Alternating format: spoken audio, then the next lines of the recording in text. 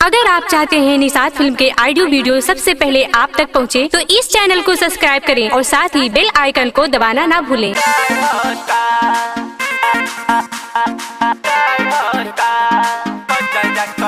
क्या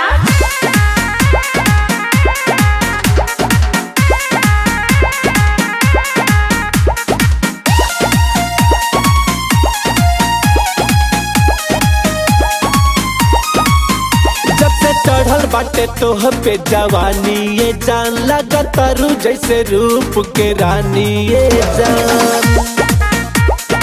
हाय हाय हाय जब से चढ़ल बाटे तोह पे जवानी ये जान लगा तारू जैसे रूप के रानी ये जान। क्या जेने जानू सब है तोह के निहारता, मीठा मुस्कान जान मारता, कजरा करे जा करता, कजरा करे जा करता।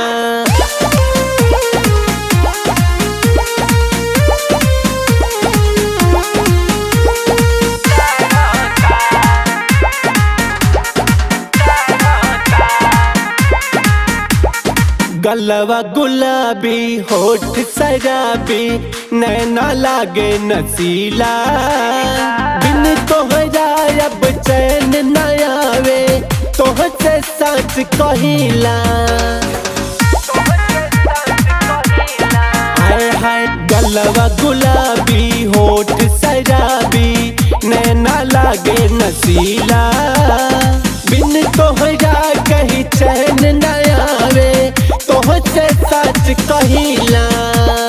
दिल खाली तोह के पुकारता पुकारता, कजरा करे जा करता, कजरा करे जा करता।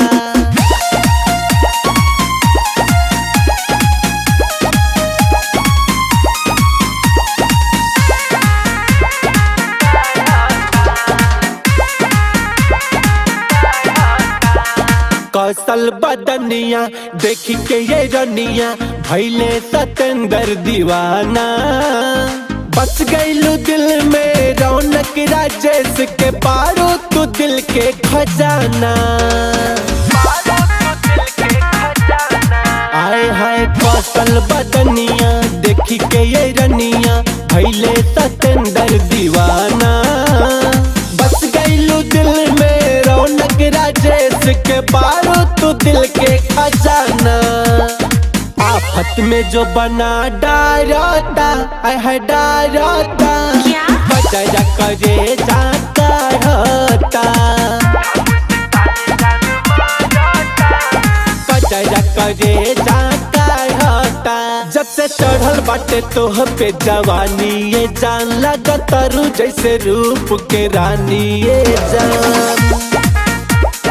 हाय हाय हाय जब से चढ़ल बाटे तोह पे जवानी ये जान लगा तारू जैसे रूप के रानी ये जान। जेने जानू सब है तोह के निहारता,